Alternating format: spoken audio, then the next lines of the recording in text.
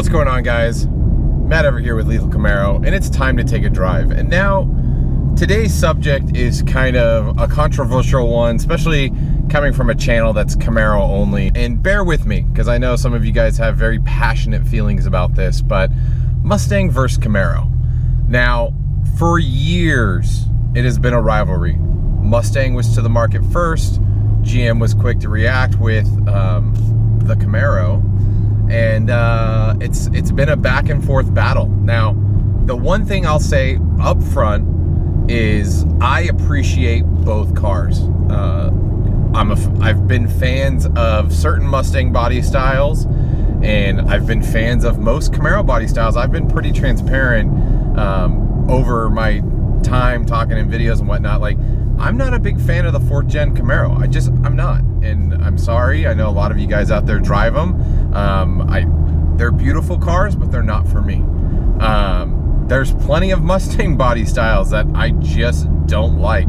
I don't know what generation it was, but good God, the late 1990s when they changed from the Fox body style to the new retro style car. Good God, that car was atrocious. But anyways, it all comes down to we all have allegiances, we all have passions to these certain brands. And why is that? And I honestly feel we are supportive of our brands because of how much money we spend with them. When you make a significant investment, the last thing you want to do is have someone tell you that your investment is crap or it's terrible. And standing back and looking at our cars and how they've evolved over the years, both Mustang and Camaro, they literally have transformed to American big motors and cars that just don't drive well on the road to basically sports cars. I mean, the new generation Mustang and the Camaro, I would not classify as pony cars anymore. I don't know if you can accurately call them pony cars anymore, just based on the price alone. But you know, the Mustang camp is always hating on the Camaro camp, and the Camaro camp's always hating on the Mustang camp. And to me, it's a fun rivalry, right? I'm never gonna go out and be like, hey, my car's better than yours because of this, this, and this. I honestly feel we all are car enthusiasts. Well, most of us are car enthusiasts at hearts. There is also a lot of just jerks out there who take it a little too far, but you know, just enjoy the car for why you have it. Why does it have to be belittled at all? I don't get the arguments. And you know, the numbers, they speak things, and yeah, one car has outperformed the other and it goes back and forth, and it's just interesting in general. And this generation is by far the most interesting. You know, Ford was first to market with their new body style.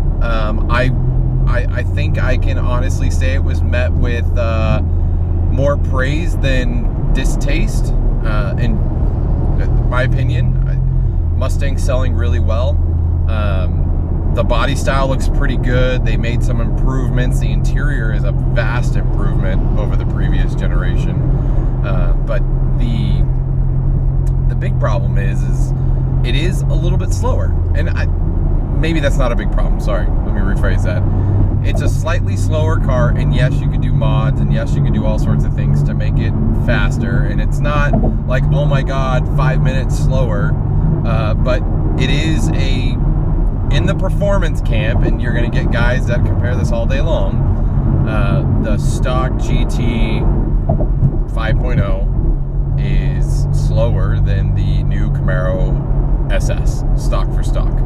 Now, Ford did roll out they brought out or reinvented the GT350. That is a beautiful car. It is beautiful. I don't care what you guys think. It is, in my opinion, the best version of the current generation Mustang available. It obviously comes in two brands. You get the GT350 and the GT350R, R being the track-capable beast that it is, with carbon fiber rims and different tires and track bits and all that stuff. And the car is a monster on the track.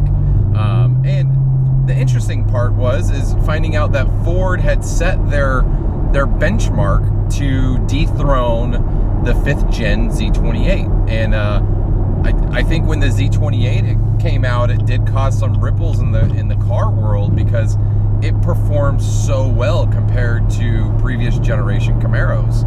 And it's cool to see the performance of that, and now seeing Ford piggyback that. And you know, the GT350R has definitely thrown down better numbers on some tracks than the Z28. And I could say overall, Ford hit their benchmark. They created a car that outperformed the last generation Z28, and it's a monster car. It sounds great. It looks good. I mean, I have to tip my hat to Ford. You guys did a great job with the GT350R. It's interesting though to see how many people, holy crap, there's a flipped over car over there. It's interesting to see how many people want to start comparing the Camaro SS to the GT. And I think the logical the GT350, I think the logical comparison there, the reason for it is the stock 2016 Camaro SS outperforms the GT track pack by such a large margin. It's hard to compare the two because they're like for like in model and offering, and I think it's safe to say the Camaro has a little bit more options. Flipped over truck. The Camaro has a little bit more options stock, but it's a lot more expensive price tag wise. And if you look at them base price to base price, they're not too far off. You're talking $3-4 grand. But if you start calculating a lot of the incentives that are available today, the Mustang just destroys the Camaro in pricing. And the price to performance ratio is just, the gap is massive. And yeah, GM's starting to have sales, and you can get like a 2SS for $7-8 grand off the sticker, but that's like a limited time. Like the Mustang's been having these sales for the last year. So, but going back, people like to try to compare the Camaro SS to the GT350. And I mean, even more so, some people were trying to, in my previous video talking about car and drivers results recently, and a lot of you guys commented on this, but a lot of people like to they're like, oh, the 1LE is gonna, the 1LE package for the Camaro is gonna destroy the 350R, which was not true. One, the stock 1LE doesn't have the tires, it doesn't have as much horsepower, and it's not as light. And it was never going to compete there. There were some people that were hoping it would, and it's good to have hope. That would have been crazy if the 1LE could have competed with a GT350R. But I think it's one thing to highlight, the stock SS basically is matched like for like with the base GT350. On the skid pad and the 0 to 60 and the quarter mile, like the cars are just neck and neck, which is crazy impressive for GM for having their base Camaro be able to compete with the Shelby higher end above what the GT performance pack would have been. So the like for like obviously would be the SS versus the GT, the 1LE versus the GT with the track pack, the GT350 and R. The 350 is obviously not a full track car, but it is very track capable, so don't discredit just the base GT350 at all. But its direct comparison is the Z28, right? And again, Ford highlighted that was their benchmark, that's the car they're going for. The Z28 is that car. Now GM, everyone thinks they have a Z28 coming. There's lots of behind the scenes, spy shots and videos popping up. No one really knows what the car is going to be. We all have guesses, we all have estimations, but I think as much as GM is really targeting that Z28 to take on or actually surpass the GT350, I think GM sights are beyond the GT500. Now, it's all crazy, right? Like, how do you line everything up? Because there's so many different models, and where does the ZL1 fit? Like, I almost feel like the ZL1 is the direct competitor with the GT500. And the reason why I say that is, one, when GM revealed the ZL1 and gave us final stats, well, actually, they're not final, because they were very specific in their number in highlighting that It wasn't a prepared track. I think GM is holding their cards close to their chest on what the Z01 can truly do. I could be wrong. I don't know. This is just me, my opinion. Until there's more known about the GT500. I mean, there's spy shots popping up all around. You know, the GT500 looks like it's going to be a very capable car. So it's going to be interesting to see how that all pans out, and it'll be interesting to see if GM rolls out the Z28. I think they're going to hold that in their back pocket until the GT500 is announced. But, you know, I don't know. It's just all me looking outside in. But outside of that, you know, the direct comparisons of all the models, you know, Camaro has the upper hand in performance, whereas Mustang's destroying it in the marketplace at pricing. And I've seen it. My last video I posted about this, I saw dozens of comments saying, I love the Camaro, but I went with the Mustang because the price, it made sense to me. Like, it did not make sense for me to spend X amount of dollars more for this car just for slightly better performance. And I get it, you know, and yeah, I'll just leave it at that because I don't want to go down a rabbit hole there. So, but what do you guys think? You know, and I feel like a lot of you guys have definitely been mature. You guys are not like the crazy kitties that I've seen on the Camaro 6 and on the Mustang forums where they're just going off, coming up with these crazy theories. I can't even fathom where people are trying to come up with this stuff. But what do you guys think? Do you guys like what Ford or GM are doing with their cars? What's the thing that makes you like the Mustang over the Camaro, or the Camaro over the Mustang? Like, for me, I like the way, the proportions, the style of the Camaro more than the Mustang. I still think the Mustang looks really nice. There's a lot of versions of the new body style that I think look pretty amazing. But just in general, the Camaro speaks more to me by design, and it just so happened to be technically the better performing vehicle out of the two. Now, as you guys know, I mean, I'll admit it, I'm a fanboy. I'm 100% a fanboy for GM, but I can respect what the other companies are doing. I think if I wasn't driving a Camaro right now, I would probably be driving a Challenger, and you guys are probably laughing like, what? Why would you do that? Why? I honestly feel the Challenger looks really good. The problem is when I drive it, it feels like a boat. Like, it just does not feel good to drive like the Mustang or the Camaro does. And I'm not knocking you Challenger guys. I love the Challenger. I love what Dodge is trying to do with it, and it seems like they're improving every couple of years, making that platform better, making it handle better and all that stuff, and that's great for you guys and for even just the competition, because right now the Challenger is just not a super competitive car compared to like a GT350R and stuff like that. Yeah, they have the Hellcat, but that car is a straight line, shit ton of power car, and it's not a track car. I don't care what you guys say, it's not a track car. So I hope Dodge continues in their effort to continue to build better and better cars, but yeah.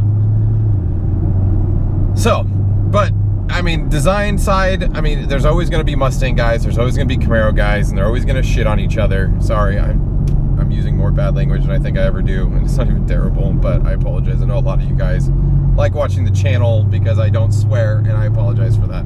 But I mean, I'll sit back. I mean, I can look at it, I look at it in an unbiased way, and I honestly feel both Ford and GM have great car offerings. I love that. Yeah. Anyways, I think they have both great car offerings. I don't think there's anything anybody should be putting anyone down over. I don't buy into that. I don't subscribe to it. And I know a lot of you guys don't either. You guys are all level-headed guys checking out the channel, watching these videos. So, but let me know what you guys think. What is it that you love about your car? Whether you're a Mustang guy, whether you're a Camaro guy. I honestly just feel the whole rivalry, it's fun. It keeps Ford and GM pushing our cars because we just benefit. As the consumer buying the product, we're constantly getting better iterations of the cars that we love because of this rivalry. And it's awesome.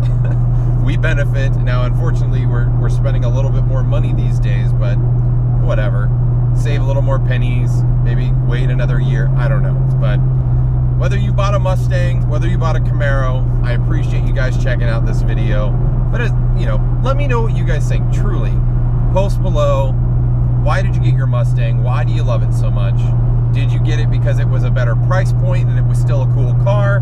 Did you get a Camaro because you could afford the price point and you just really love the fact that what GM has done with the 6th gen? Like, what is it? Like, and you 5th geners, maybe you guys have older Mustangs and older Camaros. Like, have you guys even considered moving over to the new cars? Is that something you're looking at? I see a lot of people who are sitting on 2010, 2011 Mustangs and Camaros talking about jumping into the newer body style, but you guys have been waiting to see what changes or what differences the GM and Ford have been doing to those cars over time. Making them, they're progressively always making them better, right? So, you guys are only benefiting by sitting on the sidelines waiting for sales or deals or anything like that. Like, I respect you guys because you guys have a lot more control than I do. I saw the 6th gen in person. I was like, I gotta have this car day one. Like, that was me. And I ordered mine first, and I was getting upset that I couldn't get mine as fast as some other people were getting. But that's me. That's just my passion speaking. That's just, wanting to be one of the first people with the car. Whatever. It is what it is. But yeah. So, guys, that's the video today. Thanks for driving along with me. Hopefully you guys enjoyed the content. If you guys did, hit that subscribe button. I'm going to do a lot more conversation style and more news style videos. They seem to be resonating more with a lot of you guys. Starting to see a lot more comments and reactions. Don't get me wrong, I'm not going to stop doing the install videos and the guides and stuff like that, but I want to start doing some more stuff for you guys because it's just fun. I love driving my car. I love talking about all this stuff, and I think you guys do too. So yeah, so likes, comments, shares, always appreciated. Subscribes even more so. But until next time, guys, I'll see you on the road.